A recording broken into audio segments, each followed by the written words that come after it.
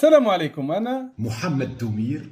ملي تشوفوا شي واحد في الفيسبوك عنده شي صفحه ديالو وداير داك حرف الدال يقدم نفسه بالدال يعني دكتور، سيروا بحالكم. ماذا تنتظر من شخصيه حنكوشستانيه؟ سينتقد بعض الأمور اللي أنا ما عجبتنيش. يقول أنه أي واحد تيكتب كلمة دكتور عرفوا راه ما دكتور ما والو، علما أن الأخ سعيد وغيره ينبغي أن يفهموا شيئا. المغرب جزيرة لا ترى، ولكن انظري إلى الخريطة المغرب وسترين أن المغرب جزيرة. نعم. شكرا لك سي عبد الله العروي على هذا الحوار. جزيرة مطوقة. بروفيسور، باش تكون بروفيسور يعني زايد على الدكتور اللي هو دومير. وشابك قل لي وشابك من مدة سكر جذابك راح الوقت فاتك. محمد دومير المؤرخ اللي طلع لينا فجأة في الجزائر، يعني انت معقول دكتور؟ معقول انت متعلم ومثقف المفروض بتاع تاريخ؟ ملي تسمعوا محمد دومير. شوف يا دومير، الدار البيضاء في الخمسينات كانت قد ايه؟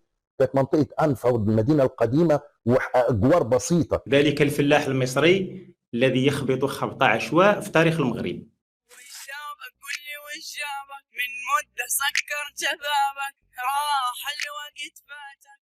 الدكتور محمد دومير المؤرخ الجزائري، تعليقا على محمد دومير. محمد دومير بعدين معك يا فيروز، انت كل يوم تجيني تكبلي. قال لك بعد كده رد على محمد دومير بقى، لو انت عامل فيها بتفهم بقى، ولو كنت راجل ابن راجل رد على محمد دومير.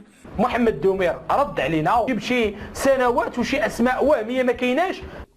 صادف انني شفت واحد البوست تم تداوله بشكل واسع في الجزائر والمغرب، كيتعلق بواحد الشخص اسمه الدكتور محمد دومير. العديد من المتابعين انتقدوني على الدعوه المفتوحه اللي وجهتها لدكاتره لاصوص الجيريان دومير وبورنان عبر منبر مغربي محترم، وفرصه كبيره ما عمرهم حلموا بها. أي ذل، وهل انتهت مطامح الرجال؟ هل وصلتم إلى حياة آمنة مطمئنة؟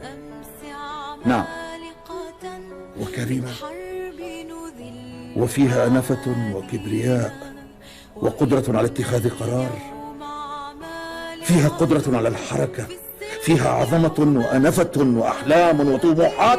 ما لنا ولهذا كله؟ ما لكم وللحياة إذن؟